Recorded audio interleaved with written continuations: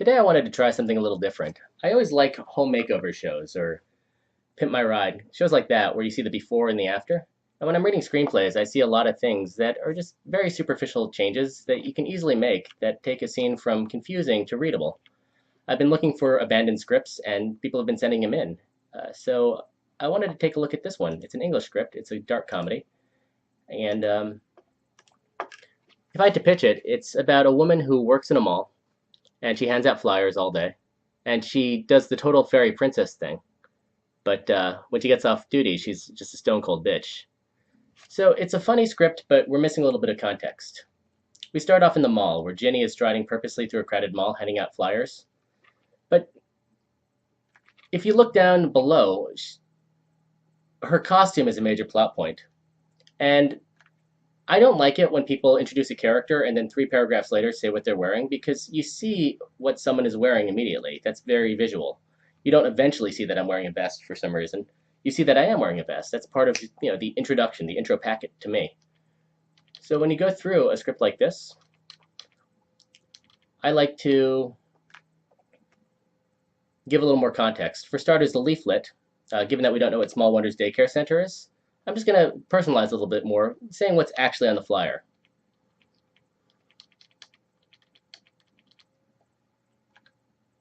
So now Ginny is striding through the mall, and given that the costume and the accessories are such a major part of the show, we kind of want to front load that. You want to start with the context, the ordinary world. Once you have a clear mental picture, you can start to play with that, to contextualize it. And if you don't have a clear picture at the start, it's very difficult to sort of fight your way into getting clear, because then you're unclear and then you're both advancing the plot while building clarity, and you're doing 2 things at once, and it doesn't work quite as well.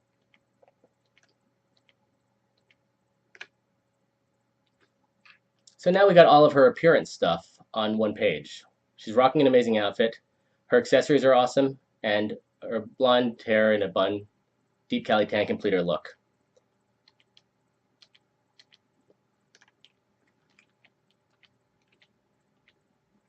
There's an editorializing bit here. Some might even call her a bit overweight, or if they're a bit unkind, a little bit tubby, but that's kind of taking me out of the story. It's if you're going to do something like that, it's usually easier to do it a little softer, so you, the writer, are a little less present in the script, especially in a short, because it takes up a lot of space. She's Tinkerbelling the heck out of the fairy costume, same deal. You don't really need it. Here's another case of an unclear image. What's happening right now is she's been handing out flyers, and she sees a woman who's got a lot of kids, and there are ways to make this more clear. So rather than what we have right now, we could just clean that up.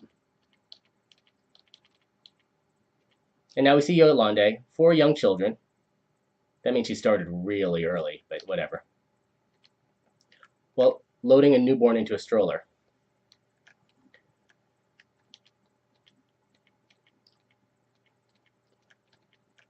It's just a little bit clearer, you see? Because that's what you see. I've also put Yolande by the food court because it just adds a little more context to the scene. Where is this happening? What's going on? Now we know.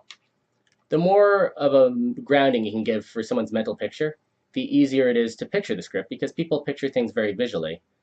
And you want to almost tweet out that information in the cleanest, most concise way possible. And now I've moved the flyer information down, so rather than explain the flyer at some random point, now we can see Yolande's reaction to it. What I like about what the reader's done here is eventually Yolande says, I just bought their dinner in the dollar store. Do you seriously think I can afford to give you $16 an hour so they can play? And that's very realistic. That's what I call calling it out, right? But I'd rather see that near the top of the scene, because that would be Yolande's immediate reaction. And again, if you think about the scene, here's a woman, she's really overburdened. She's clearly not having a great day. And it's not exactly the best environment to say, hey, come pitch me something. I'm really open to a sales pitch. So Ginny is sort of being a little aggressive here. And Yolande should respond in character. Then it just makes the scene feel more psychologically realistic. And then there's a coupon on the bottom. Oh, geez, you people. Come on. So now we got the context. She gave a flyer. Yolande wasn't interested. And the scene is moving along.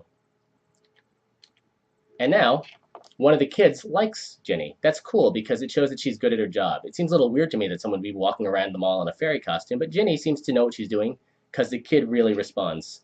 They say the word fairy power a lot here, but I just take the question mark out to show that Desiree's into it. And you can kind of see that she's made an impact on her.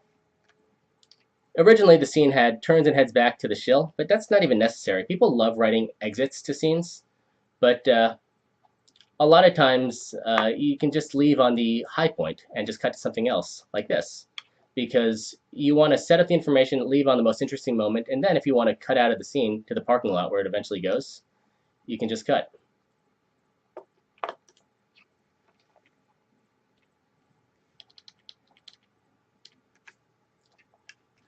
So that takes a lot of length out of the scene, and it also really clears the context. Now we see Jenny, who, what, where.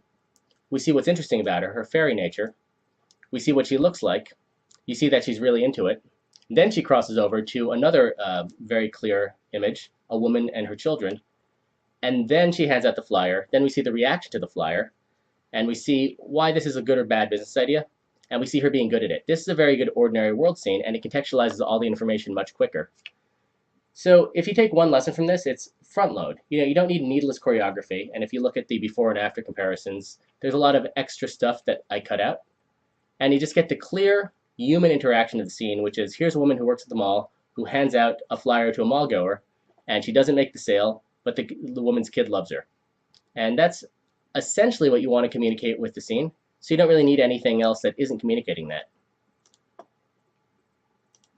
It's all about efficiency. It's all about keeping things contained and easy to read and just easy to wrap your head around.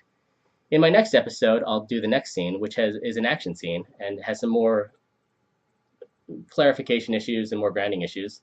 But in sum, that's what I look at when I look at a script. And when I aim people at rewrites, I just try and get them to say what the scene is about and to really beef up everything that would help readers understand the scene and discard everything that doesn't.